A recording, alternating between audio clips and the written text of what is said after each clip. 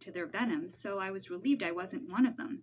My favorite thing was to dip them in peanut butter. Their claws got all stuck together, and that way they wouldn't pinch my tongue. That night, when I got home, I found my brother in my room. I'd been so excited about taking the scorpions to school, I'd forgotten to put the lock back on my door. I caught him just as he was about to open my scorpion tank. I ran over and pulled him onto the ground, but it was too late. One of the scorpions was about to escape.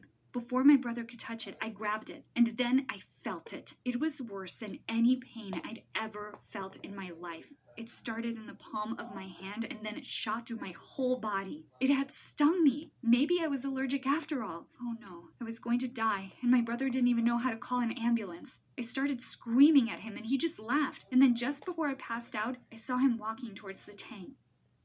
I woke up in the hospital alone. My parents weren't even there. And then I looked over to my left, and there was my brother. But he was also lying in a hospital bed, and his eyes were closed. My parents suddenly came in and saw me waking up and started crying. And then they started shouting. They asked why I had scorpions in my room. And then they told me that my brother had been stung by one too, and he was still unconscious. This was a disaster. All I'd wanted was to feel poisonous, and I'd ended up poisoning myself and my brother. And if he didn't survive, I'd never live with myself. I was feeling okay, so I decided to take a walk and get some fresh air. I saw some familiar faces walking towards me, and then I realized who they were. It was the two girls from school that I'd pranked and their parents. They asked where my parents were. Then they went crazy. The one girl's dad started shouting at them, saying they were the most irresponsible parents on the planet, and that I could have killed their daughter. I didn't understand how they'd known it was me who'd done it, and then I remembered the video I'd uploaded. Had they watched it? My parents just sat there speechless, gripping onto my brother's hands. Then one of the girls said, "See, her brother is a total freak. I bet he ate a scorpion too, and that's why he's here." My mom stood up, and I thought she was going to grab the girl and shake her. But then she turned to me and said,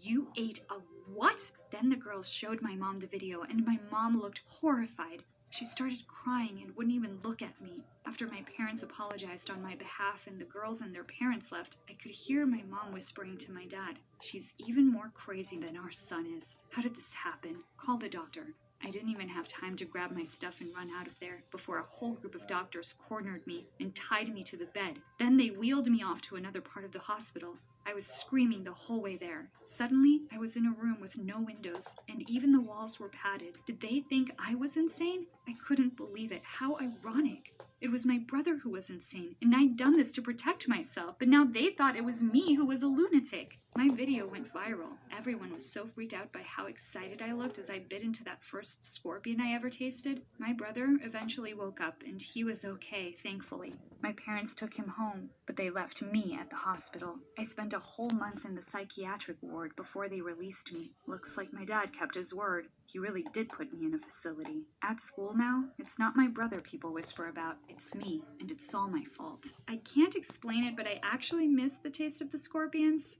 But I don't think I'm ready to eat another one anytime soon. Maybe next year.